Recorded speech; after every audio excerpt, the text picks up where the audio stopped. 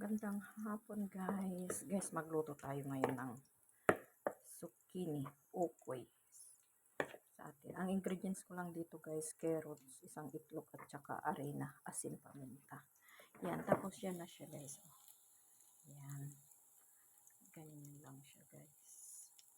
Tapos, pwede mo rin siyang i-dip sa suka na may bawang at asin. Depende kung ano yung gusto nyo.